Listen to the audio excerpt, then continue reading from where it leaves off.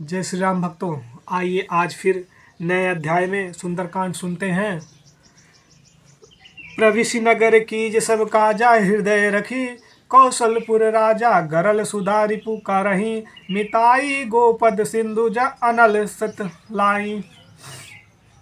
नगर में प्रवेश कर श्री रामचंद्र जी का हृदय में स्मरण कर सब कार्य करो।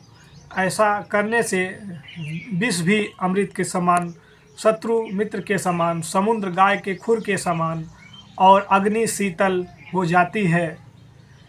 तो प्रभु श्री रामचंद्र जी का नाम लेते ही हनुमान जी खुश हो जाते हैं दोस्तों। तो आइए, गरुड़ सुमेर रेणु सब ताही, राम कृपा करी चित्रवा जाही, अति लघु रूप धरे हनुमाना, पैठ नगर सुमिर भगवाना। हे गरुड़ जी, भारी सुमेर पर्वत उसको रेणु के समान हो जाता है, जिसका श्री रामचंद्र जी कृपा दृष्टि देखते हैं। तब बहुत छोटा सा रूप धारण कर और भगवान का स्मरण करके हनुमान जी नगर में प्रवेश किए। तो इस श्लोक का मतलब था कि श्री रामचंद्र जी की कृपा अगर आपको मिल जाती है तो आपका कितना भी बुरा संकट हो टल जाएगा और आपके घर में खुशियाँ वास लेंगे।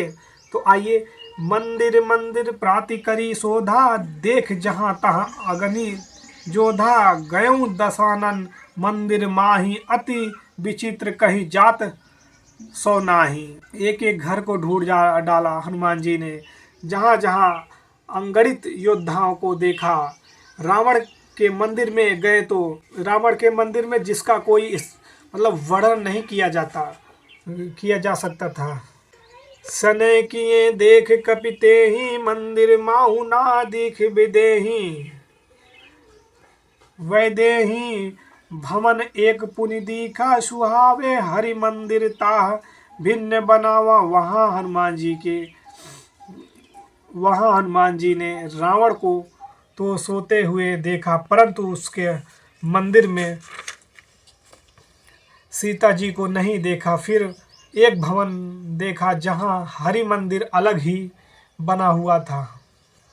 राम युद्ध अंकित गृह शोभा, बर नहीं नाही जाई नौ तुलसी का, वृंद ताह देखी हरस कपिराई।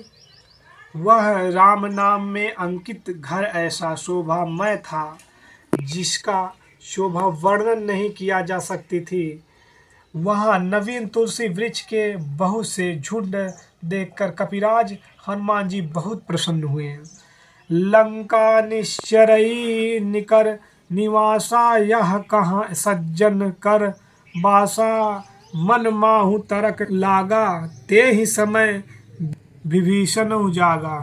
लंका में निशाचर की ही रहते हैं, यहाँ सज्जन का वास कहाँ। हनुमान जी मन में यही तर्क कर रहे थे कि उसी समय विभीषण जी उठ गए। राम राम तेहि सुमिरन कीना, हृदय हरस कपि सज्जन चीना, हरि सन हठि करिहूँ पहचानी, साधु ने होई ना करज हानि। विभीषण ने जागते ही राम नाम का स्मरण किया, तब सज्जन जानकर हनुमान जी बहुत प्रसन्न हुए। तब इससे तो आवश्यक ही पहचान करूँगा, क्योंकि सज्जन पुरुष में कार्य की हानि नहीं होती। विप्र रूप धरि वचन सुनावे, सुनत विभीषण उठि तह आवे, करी प्रणाम पूछ कुशल लाई, विप्रह करहु निज कथा बुझाई। हनुमान जी ने ब्राह्मण का रूप धारण किया। राम राम कह तो सुनते ही विभीषण उठकर वहां आए और प्रणाम करके कुशल पूछी और बोले, हे प्रिय, अपनी कथा समझाकर कहो कि तुम हरि दशानन माह कोई मोरा, हृदय प्रीत अति मोह होई कि तुम रामुदीन अनुरागी, आयु मोहि करन बड़ भागी। क्या तुम भगवान के दास हो? क्या तुम भगवान के दासों में से कोई हो? तुम्हारे दर्शन से मेरे मन में प्रेम उत्पन्न हो गया है, अथवा तुम दीन भक्तों का प्रेम करने वाले श्री रामचंद्र जी हो, जो मुझको कृतार्थ करने आए हो? दुआ। तब हनुमत कही सब राम कथा, निज नामा सुनत जुगल तन पुलक मान मगन सुमिरी गुण नामा। तब हनुमान जी ने सब राम कथा कही और अपना नाम बताया। इस प्रकार कहते सुनते दोनों के शरीर अत्यंत पुलकित हो गए और श्री रामचंद्र जी के गुण स्मरण करके वे प्रेम में मगन हो गए।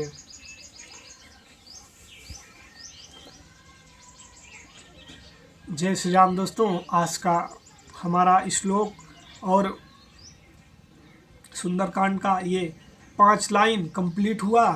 अगले भाग में मिलते हैं फिर लेके प्रभु श्री राम जी का गुणगान और हनुमान जी का गुणगान। जो मुझसे गलती हुई उसे माफ़ करिए। मैं आपसे बहुत बहुत क्षमा प्रार्थी हूँ। धन्यवाद।